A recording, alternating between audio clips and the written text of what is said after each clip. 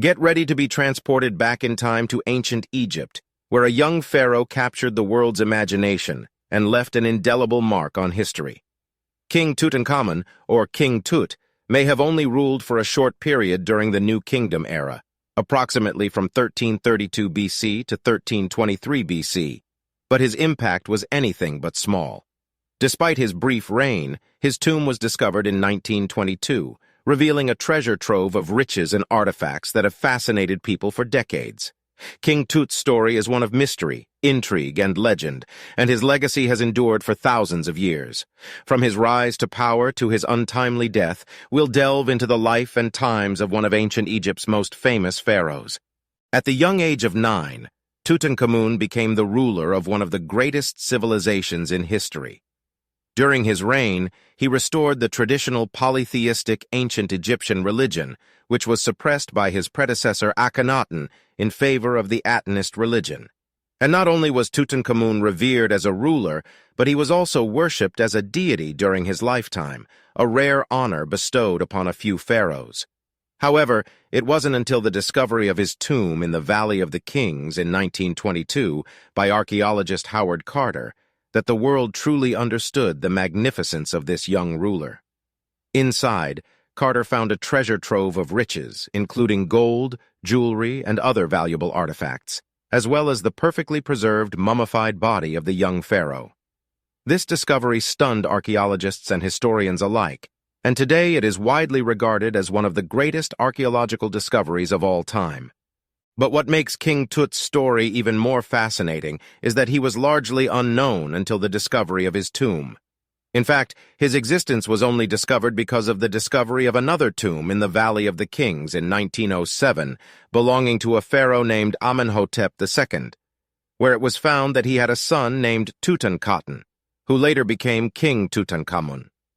While historians agree that King Tutankhamun was a direct descendant of the royal family, there is much debate over who his parents actually were. Some believe that he was the son of the infamous Akhenaten, who attempted to introduce monotheism to Egypt, while others argue that he was the son of Akhenaten's brother, Smenkhkare.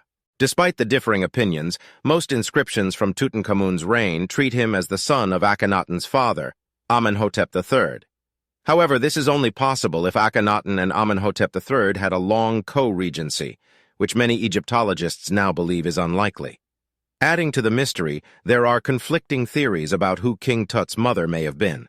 Some suggest it was Meketaten, Akhenaten and Nefertiti's second daughter, while others point to Nefertiti herself as a possible mother. More recently, evidence has emerged suggesting that Meritaten, another daughter of Akhenaten and Nefertiti, may have been King Tut's mother. One thing that historians can agree on is that King Tut was wet-nursed by a woman named Maya, whose tomb has been found in Saqqara. Beyond that, his parentage remains a fascinating and puzzling mystery that continues to spark debate among Egyptologists and historians alike. Aside from his parental status, can you imagine becoming a king at the age of 9? That's exactly what happened to Tutankhamun, or King Tut as he's commonly known. When he ascended to the throne, Egypt was in a state of turmoil due to the reign of his father, who had imposed a monotheistic religion on the people. However, King Tut managed to restore order and reintroduce the traditional polytheistic religion to the country during his brief reign. One of the most significant accomplishments of King Tut was reversing the controversial decisions made by his father, such as relocating the capital back to Thebes and restoring the damaged monuments during the Amarna period. He also enriched and endowed the priestly orders of 2 important cults and even reburied his father's remains in the Valley of the Kings. Despite his achievements, King Tut's health was a topic of debate. Recent studies suggest he suffered from bone necrosis and possibly clubfoot, which might have required him to use assistive canes. However, some experts dispute this theory due to the lack of expected wear on his canes and sandals. On top of these conditions, he also had scoliosis and contracted multiple strains of malaria, which likely contributed to his early death at the age of 18. Some experts argue that King Tut was a weak ruler controlled by his advisors, while others believe he was a skilled leader cut short by his untimely death. Regardless of the debates, King Tut's legacy lives on, and his tomb remains one of the most significant archaeological discoveries of all time.